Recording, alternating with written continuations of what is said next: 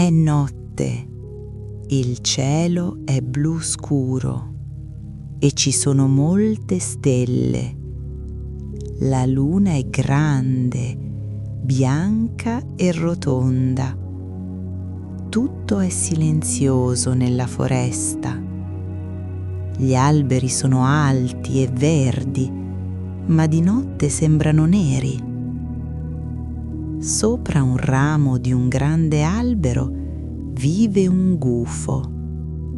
Il suo nome è Gugo. Gugo non è un gufo comune, è molto bello. Ha le piume rosse, blu e nere. I suoi occhi sono grandi, gialli e molto intelligenti. Gugo apre gli occhi. Lui dorme di giorno e lavora di notte.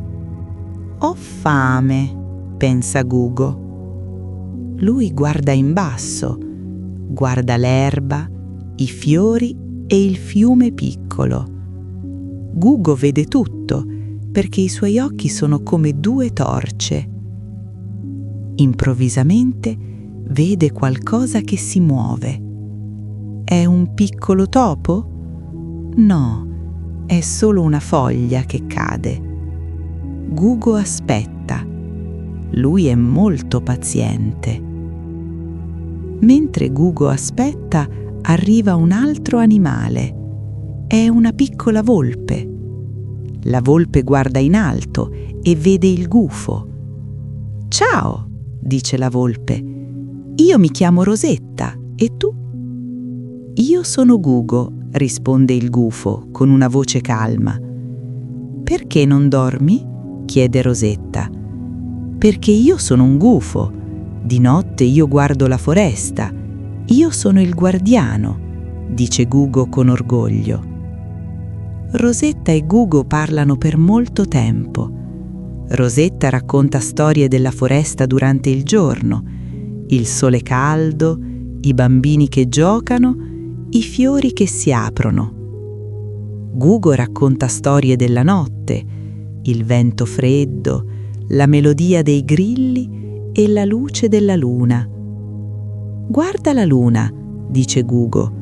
Lei è la mia amica. Lei mi aiuta a vedere la strada. Rosetta sorride. La notte è meno paurosa con un amico come te. Dopo qualche ora il cielo diventa un po' più chiaro, il blu diventa rosa e arancione. Sta arrivando il sole. Adesso devo andare a dormire, dice Gugo sbadigliando. Anch'io, dice Rosetta. Buonanotte, Gugo. Buonanotte, Rosetta. Anzi, buongiorno. Gugo chiude i suoi grandi occhi gialli sul suo ramo.